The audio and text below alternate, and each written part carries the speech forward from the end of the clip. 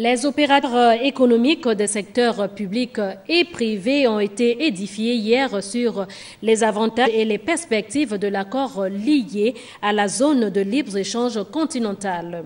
Initiée par le ministre du Commerce, la rencontre était présidée par Barthélémy Ngoulakia, secrétaire général du dit département ministériel. Le compte rendu avec Wilfried Mpiga-Vouamba et Yvette Okosa-Bussi. Intensification des échanges commerciaux interafricains entre 49 États signataires de l'accord sur la zone continentale de libre-échange. Voici qui retient l'attention des opérateurs économiques du secteur privé, sensibilisés ici par les spécialistes du ministère du Commerce. La zone de libre-échange aujourd'hui est un challenge, non seulement pour l'ensemble des 40 pays qui l'ont signé, particulièrement pour le Gabon, parce que à l'intérieur de ça, nous avons des règles d'origine qui nous amènent à ce qu'on appelle les produits du cru vont avoir des références d'origine. Ceci étant, en termes de commerce intracommunautaire, d'être facilité et apporter de la plus-value à nos produits.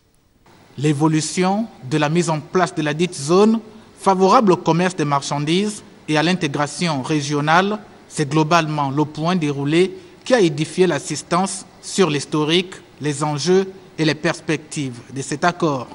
Avec la zone de libre-échange continentale, nos entreprises auront la possibilité d'accéder à des marchés plus grands, avec des préférences d'accès aux marchés avantageuses, sans droit de douane, avec des contraintes réglementaires amoindries, et puis ajouter à cela que la zone de libre-échange continentale prévoit l'élimination des barrières non tarifaires.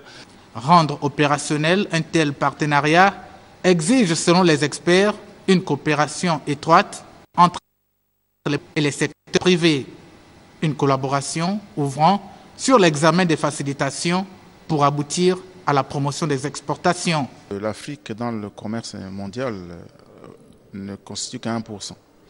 Et nous avons estimé qu'avant d'aller commencer à commercialiser avec les autres, il faut commercialiser entre nous, donc la coopération sud-sud. La zone de libre-échange continentale va être le reflet effectivement des zones de libre-échange sous-régionales, régionales, dans le cas de l'Afrique centrale, la CEMAC et la CEAC. Il faut d'abord que nous soyons d'abord intégrés. Donc le Gabon échange avec le Congo, le Tchad, la RDC, le Rwanda, le Burundi, avant de penser à échanger avec le Mali, le Sénégal, et ainsi de suite. Au terme de la rencontre, les experts ont signifié que la finalisation du commerce des services, première phase de l'accord de libre-échange, permettra de déterminer les secteurs prioritaires.